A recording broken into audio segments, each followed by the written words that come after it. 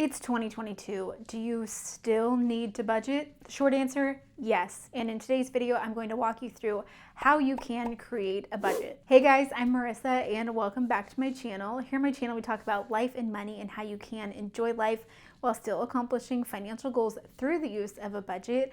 And so if you want to learn more about budgeting, subscribe to my channel so you won't miss any new videos. My husband Jacob and I have been budgeting for about 7 years now, and budgeting has allowed us to be able to pay off $87,000 of student loans, build up an emergency fund, save for a down payment on a house, invest and save for retirement, all while doing fun things and living out dreams of our lives, like going on regular vacations, even starting a family, and for me, being able to become a stay-at-home mom.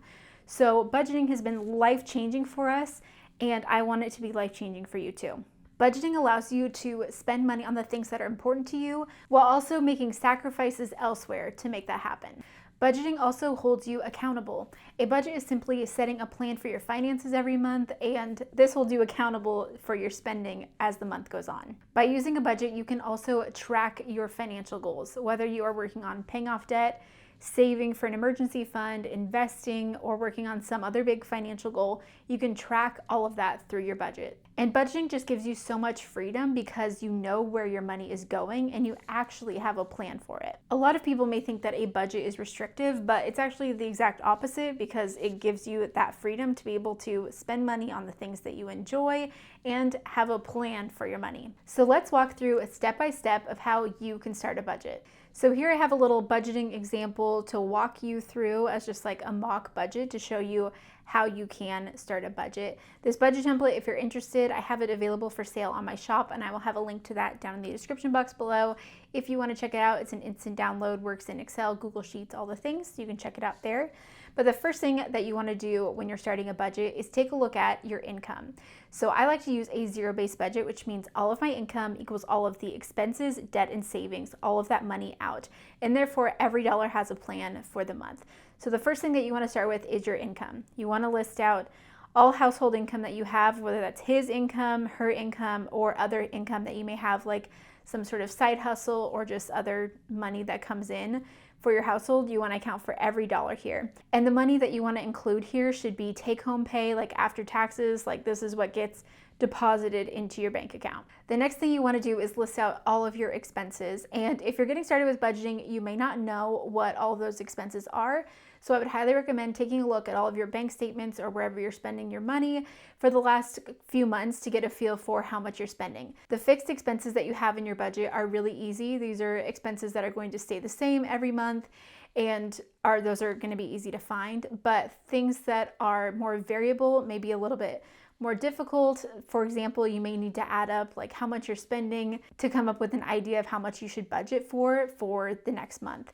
But you can do that by checking your transaction history, maybe highlighting things in there and totaling them up to get a feel for how much you are actually spending. You may be shocked to see that you're spending more in a certain category than you thought you were. So in this example, we have giving, mortgage, water, garbage, sewer, internet, electric, phones, car insurance, then groceries, gas, entertainment, eating out, miscellaneous, and personal spending money. So these are all typical categories that you may expect in your budget, but you can have as many or as few categories as you want. Whatever's going to make the most sense for you, whatever's going to be easiest. The next thing you want to do when you are putting together your budget is take a look at your debts. And maybe you don't know how much debt you owe or who you owe money to. So I would highly recommend pulling your credit report from one of the 3 credit bureaus, which are Experian, Equifax, and TransUnion. You can pull your credit report from each of those 3 bureaus for free once a year. So if you time it all right, you technically could do 3, but just pull your credit report there and it'll show you who you owe money to. And then from there, you can contact them to see about how much you owe and get all of that figured out for your debt if you don't know what you owe. But if you do know what you owe, you can then indicate that here in this debt section. You can enter in the different kinds of loans that you have and enter in how much that minimum payment is each month. You can also, just for recording it, put in the interest rate to see which debt has which interest rate, and then record the starting balance or the beginning balance for the month. Then at the end of the month, like using this budget template, you don't need to use my budget template, but if you are using it, then you can enter in your ending balance at the end of the month so that you can track your progress for paying off debt. Now, there are a couple methods to paying off debt, and I won't get into all of that in this video here. I will leave a link to a video up above here where you can learn more about paying off debt and the difference between the debt snowball and debt avalanche if you want to check out that video. But you can list your debts in appropriate order as to the method that you plan to use to pay off those debts.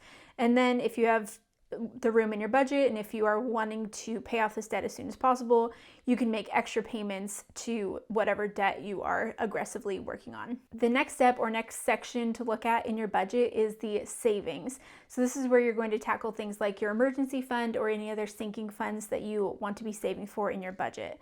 So in this example here, we have an emergency fund and then a few sinking funds, and we have those as Christmas, car maintenance, and house maintenance.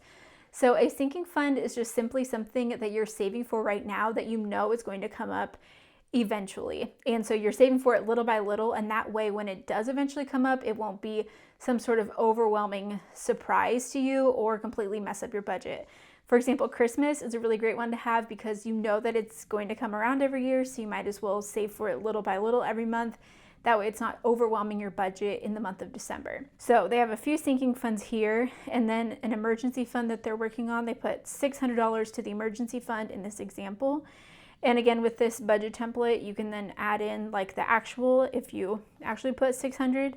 If you end up spending money, you can then indicate that here too. You could say $100 being spent. In this section, you can enter in that beginning balance for that fund, and then the ending balance is then calculated off of what was added into it and how much was spent out of it, including that beginning balance. So this helps you track to see how much you have in all of those different sinking funds or emergency fund, all of your savings section of your budget, which is an important part to focus on. And then finally, after setting your budget, you want to make sure that you have a zero-based budget like we mentioned earlier.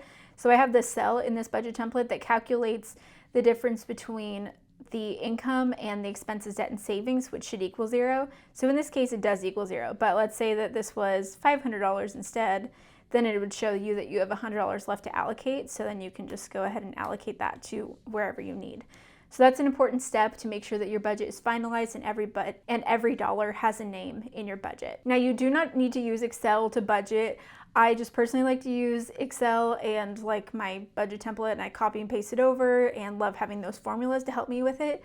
But you can choose whatever budgeting platform is going to be the easiest for you. You could do pencil and paper, you could use an app, or you could use a spreadsheet. Whatever is going to be the most simple for you and keep you motivated to keep budgeting. And the final step of budgeting that I'll share is that you actually need to be checking in with your budget throughout the month. As you see, we entered in a budgeted amount, but you also need to be entering in what you're actually spending on all of these areas.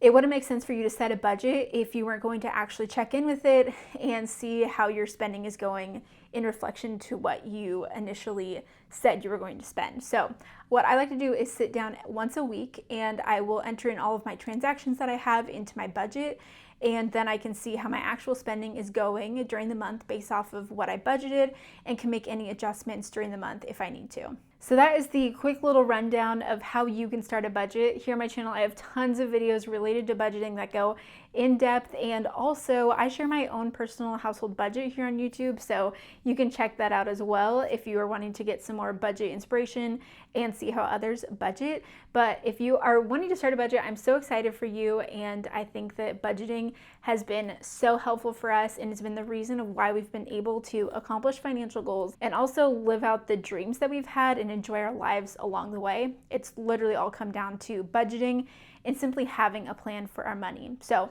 please don't forget to subscribe to my channel if you are new, and leave me a comment down below. Let me know about the start of your budgeting journey and why you're wanting to start budgeting, and I will see you in the next video. Bye.